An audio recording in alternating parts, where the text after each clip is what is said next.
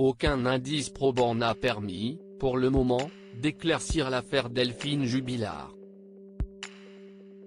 La disparition de l'infirmière du Tarn, âgée de 33 ans, mariée et mère de 2 enfants, reste un mystère depuis cette nuit du 15 au 16 décembre 2020.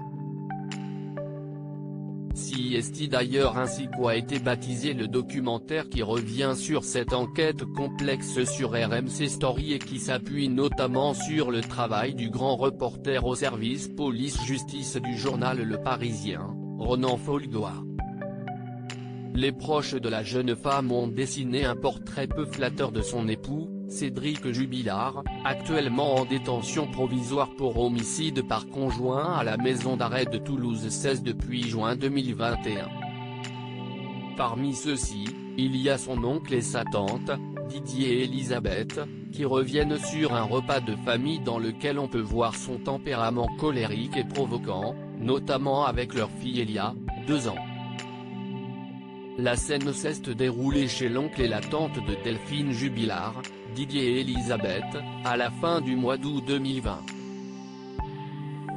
On a mangé ici, ils se sont retrouvés et à un moment donné, je me rappelle que Delphine a été un peu confidente de ma fille Mélanie et d'un seul coup, l'autre est arrivé en furie, il s'est assis entre Delphine et Mélanie, et ça a été le calme plat. Je pense qu'il devait avoir un peu d'autorité sur ma nièce, et elle s'est tue. Quand il s'est assis, il s'est levé.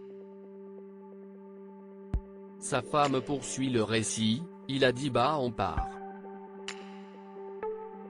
Ils sont partis à 16h30, ils auraient pu passer plus de temps ensemble, les enfants jouaient ensemble. Il prend la petite et en partant il lui dit prends ton handicapé. Des mots qui ont marqué sa famille et son oncle rajoute en imitant Cédric Jubilard, tu veux pas prendre ton handicapé là? Regarde ça. Il dit ça méchamment, avec un air autoritaire. Moi, ça ne m'a pas du tout plu déjà à l'époque. Un père qui n'est pas un exemple de bienveillance avec ses 2 enfants si l'on en croit un de ses interrogatoires où il a admis donner des coups de pied aux fesses de son fils aîné Louis. Peu impliqué dans l'éducation de sa progéniture, il est un consommateur régulier de cannabis, jusqu'à 10 joints par jour selon le JDD. À plusieurs reprises, le comportement agressif de Cédric Jubilard a été mis en avant de manière générale, avec les amis de son épouse, ou bien même avec les forces de l'ordre ou de la justice. Si est un provocateur, s'il est coupable, il saurait jouer la comédie. Je pense qu'il en serait capable, oui.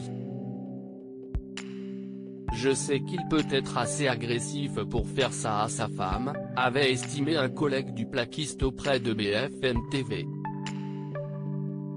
Cédric Jubilard reste présumé innocent des faits qui lui sont reprochés jusqu'au jugement définitif de cette affaire.